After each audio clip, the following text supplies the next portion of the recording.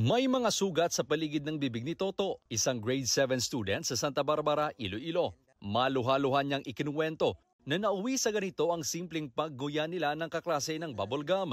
Pungko man kami kakadlawanay, man kami sa likod to, ipos man lang kami. Sungga kaang kami bubble gum. Itinapon na raw niya ang kanyang chewing gum.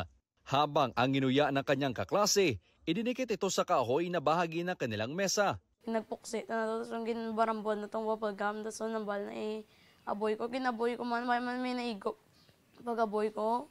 Pero na magreklamo raw ang kanilang kaklase, lumapit ang kanilang guro. Tapos na ito nagtindag si sir. Pagin pangkadol namin, purot na yun ang bubble gum, kagin sa baba ko. Nasa lubsob ng kahoy sa chewing gum ang mukha ni Toto sa pilit na pagpapakain nito ng kanyang guro. Namaga ito at nakaramdam siya ng hapdi. Sabi pa raw ng guro. Estudyana nila kami kung sino daw makick out. Kaya si Toto, takot na raw bumalik sa eskwela. Tuloy, galit ang lola ni Toto na siyang tumatayong guardian. Kaya ginaisip, kadamo sa leksyon niya ginaano na daparte sa baylinting, nga ginahimo, mga baylin sa ginahimo sa mga mistro sa kabataan. Giliwat na pa. Babulgam, palinuad sang iban ha, ilugod sa baba mo. Ano ang bata ko na dumasuka ako, mamo? Pagkatapos, kung pamahawa na lang kabataan. Nagsumbong sila sa pulisya. Pinasuri rin si Toto.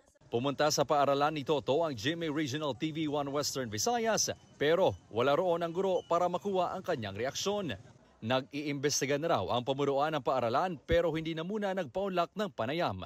Ayon naman sa DepEd Iloilo, may ara man ang report ang eskwelahan, then immediately ang office will be requesting the school head man to submit a detailed report.